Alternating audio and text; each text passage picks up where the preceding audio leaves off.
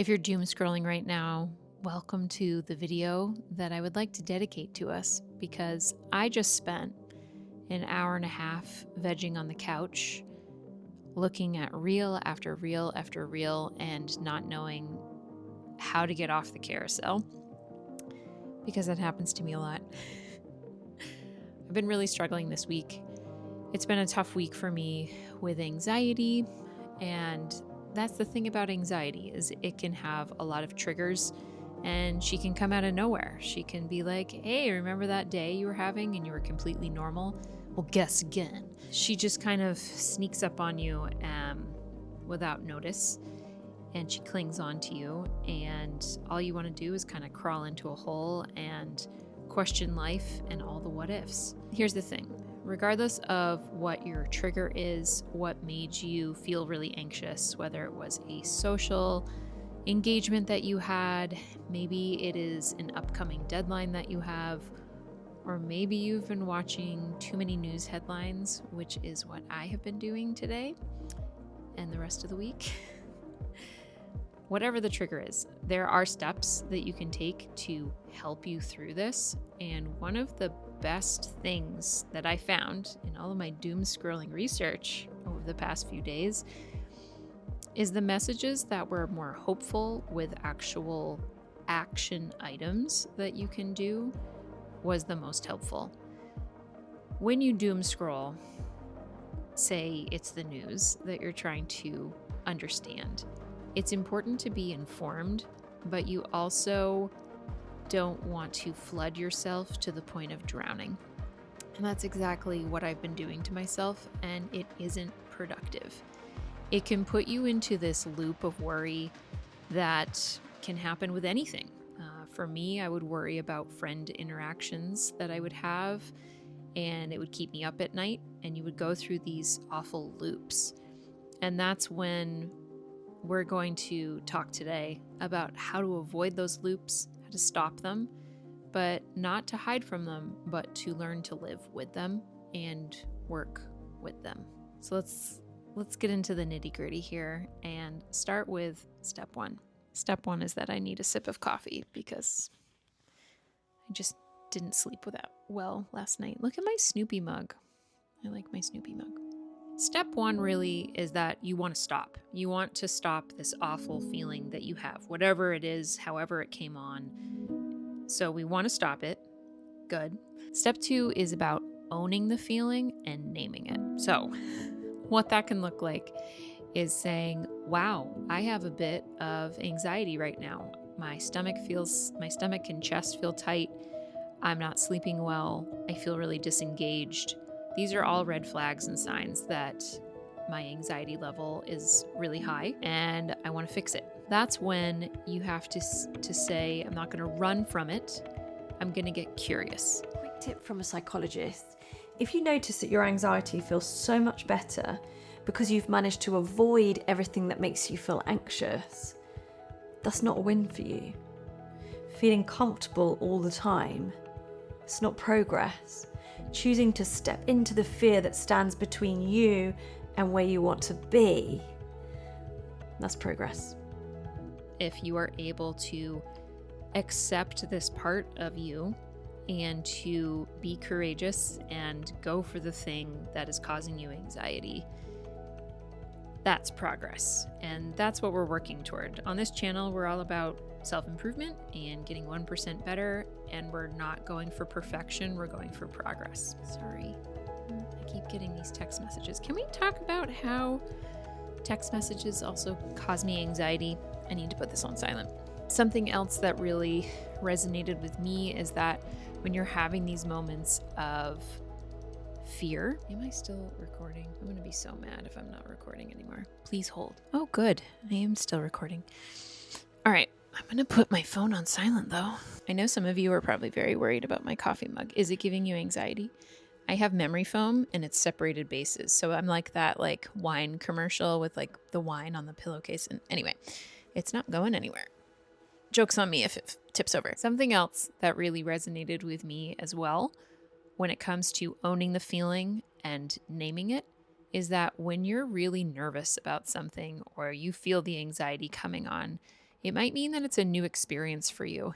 It's something that you've never done before, and that can be scary. It can be scary.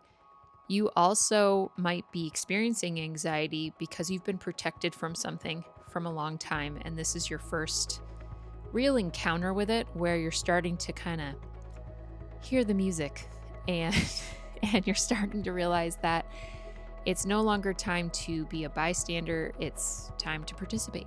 And we need to participate. So, name the feeling, own the feeling, and we're going to learn to carry it with us. Next up with step 3 is a quick quiz. You remember those quizzes that were in the back of like 17 magazine? It's like, what's your ideal first date? If this, then go here. A flowchart. That's the name. I couldn't remember the name of it. It's like a flowchart.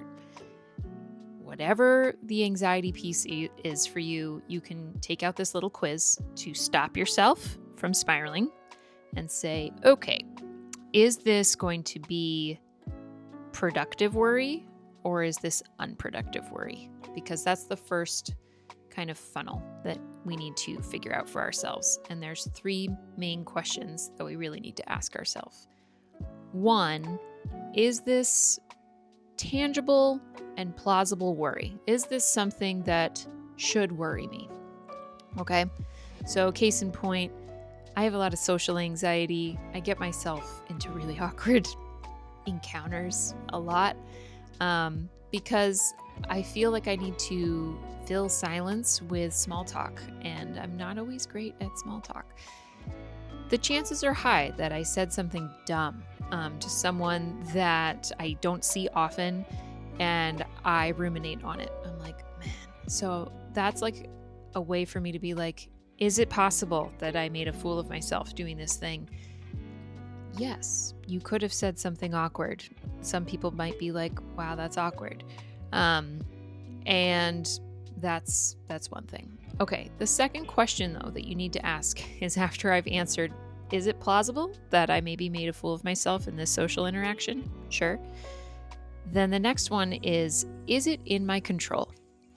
And I like this question because it really makes you think, is this something I'm in charge of, or am I controlling someone else's thoughts about me? It's like, well, no, I can't control what happened yesterday at this social event that made me say these really awkward small talk things. Like, I'm painting a picture here. I saw something on social media. I didn't comment, indicate that I had seen it, but then I mention it to someone who I haven't seen in a while, which then made them think, man, this girl's trolling me, or that's so weird. I didn't know you even follow me. We have lost the art of small talk and catching up. It's out of my control, that second question. So that's why that's the second most important question to ask. The third question to ask is there something I can do now or in the immediate future that will solve this problem? Is there something that would give me closure on this? And many times there isn't. But here is another example of worry. Say, for instance, I just started taking piano lessons again. I studied for 10 years as a kid, and as an adult, I'm starting to take piano lessons. I don't always practice, and the shame is still there when my lesson comes around, and I'm like, he's gonna know. And if I'm worried about it, being like, man, I'm really worried I'm gonna bomb my lesson on Monday, or I'm gonna bomb my work presentation. Is this plausible? Yes, this is plausible, because if I don't practice and prepare, then I won't be good. And then you could say, all right, is it in my control? And this is where you can say, it's in my control. The act of bombing is not in my control, but the preparation I can do is in my control. And is there something we can do right now to help control this and to get you an answer? And the answer is yes, I can put in more practice time. I can put in more preparation before this big project or presentation is due. The thing that we don't want during this is letting what ifs pop up, because that is really common. So we are going to not do the what ifs, right, Millie? Okay, because what ifs are never ending. So break it down to one specific problem and take it piece by piece. The next thing we're going to do is we're going to reset and find some answers. So sometimes after this has taken place where I'm like getting off the couch and peeling myself out of my couch cushions to be like, okay, we need to put the phone down and we need to do a reset. And that involves usually deleting all the social media apps on my phone. That's a good starter. If you have an app blocker, that's also a great time to be like, yep, we're going to do that. Or even locking my phone away in a lockbox. We also have done that. If it was the news, for instance, that was a trigger for my anxiety. This again is where we are doing a reset. So we're saying to ourselves, I am going to allow myself to worry about what is happening and stay informed by watching the news once a day. I am allowed 20 minutes to go through the news headlines at the end of the day to make sure I'm staying informed, but to keep it there and find one actionable item from that news segment that I can implement into my next steps. I really liked the actionable item of also setting a time limit to say, all right, throughout the day, maybe you have like a worry journal. So you can put down a worry and be like, I'm really worried about this. You could say, you know what? I'm not going to worry about it right now. I'm going to worry about that in my worry hour. And it's kind of like this lovely power hour or 30 minutes, whatever you want to do, to say, okay, I'm worried about these things. How can I fix them? How are they fixable? And what are the steps that I can take? We are resetting however you need to. So that can be cleaning the hell out of my house. It can be taking my dog on a walk. It can be, it's like 3 degrees outside here right now. So sometimes our walks are like, we're going to the pet store to walk around and look at the parrots because we have nothing else to do.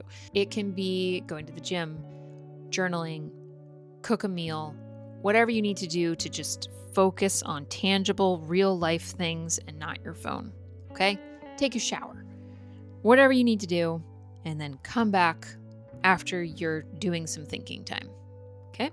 Step number 5 is we are going to do, my new favorite term is microdosing anxiety. This is when you are stepping in and leaning into the uncomfortable feeling and saying, I am going to take an actionable step toward this thing that is scary. Pulling back again and again only makes your world smaller. So the antidote? Well, you have to move towards what scares you, but not all at once. So a common problem that I see people make is they try to take a big leap towards their fear. And it overwhelms them, they freeze up, and then they think, well, I guess I can't do it. But the problem wasn't them, it was the size of the step. So for me, again, this week I've been struggling with seeing a lot of really alarming news headlines. I would say this is isolated to this week, but I live in America and things are always happening here. Something that I have been protected from is dangerous and scary things coming out of Minneapolis right now. I live in Pennsylvania, and that is not in my state. Los Angeles, Chicago, these are all things that are happening that are far away from where I live. But that's not to say that the movement of what's happening doesn't move here. The what ifs, they come into play. So that's when we need to microdose the anxiety piece, which is I am worried that I'm not doing enough and that I'm not as connected or informed and taking responsibility for where I live and watching out for the people that are in my community. It weighs really heavy on my heart. So, recognizing that I've been protected from this and that although it's not in my backyard, there are local things that I can do to be better. I like the analogy that when you're scared of something, say someone's like really, really afraid of bees. Like, are you going to say, all right, to get over my fear of bees, I am going to go straight to an apiary and I am going to work with a beehive keeper? Like, no, you're probably not going to do that. Instead, you might sit down and look at a picture of a bee. You might be able to see a bee in a museum that is not alive. You may be able to then sit outside on a park bench and see bees from afar. All the way up to I'm able to sit right next to a flower where a bumblebee lands and I'm able to breathe calmly. And then maybe going to an apiary in order to harvest honey. With that analogy, if it's something that you've never done before, and if you have the ability to take the time to build yourself up, there are ways that you can microdose that anxiety. I can have a normal life by decluttering my closet and sharing that with my community. But I can also take those items that I collected and I can deliver them to a women's shelter in town. I can maybe see if it can be donated to an organization that helps families who are at risk of being evicted because they haven't been able to work. There are things at the local level that we can do. There is right now, I think, the survivor guilt feeling that although I'm not going through a tragedy now, that when I see tragedy in videos and in news, I do have that guilt of, I'm glad it's not happening to me, but I don't know what to do to help them. And who's saying that their life isn't busy? I think we're all busy.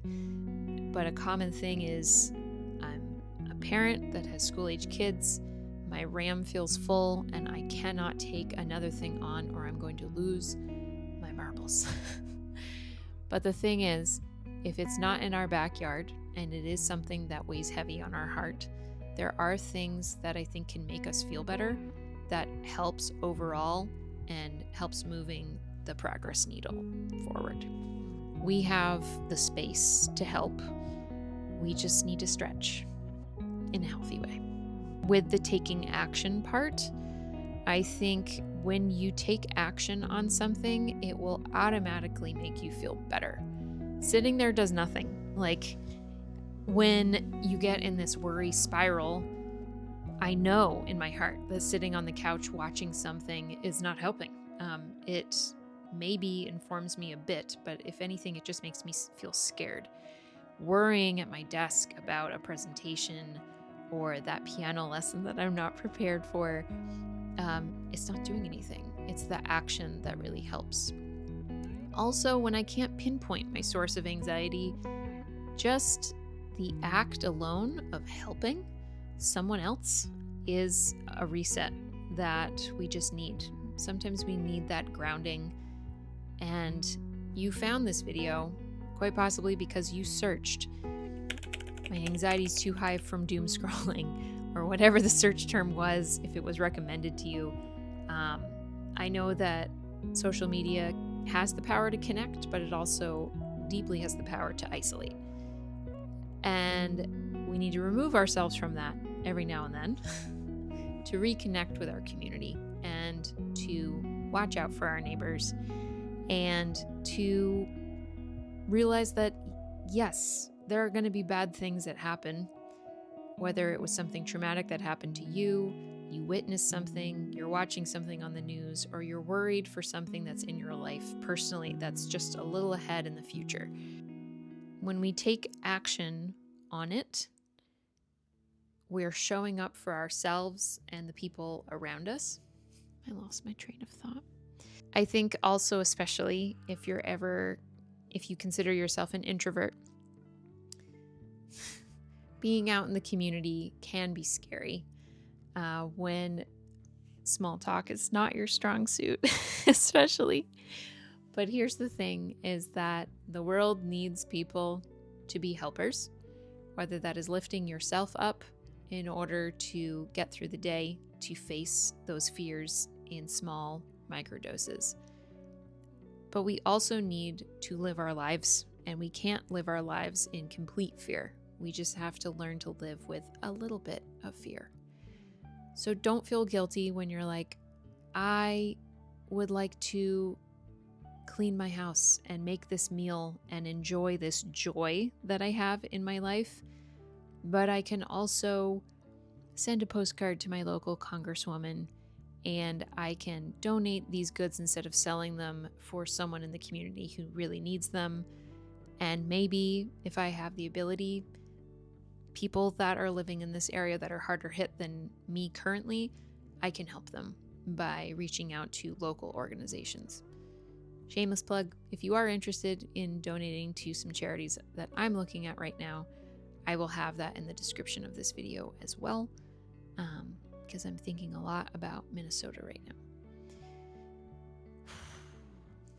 Can I also end by saying that making this type of content when going through anxiety is really hard to sound coherent, because I don't have all the answers, but I would love to figure them out and know that I'm just a normal, I hate that word. I'm just a woman, a mom, a person that is trying to be good and be the good in the world, and also realizing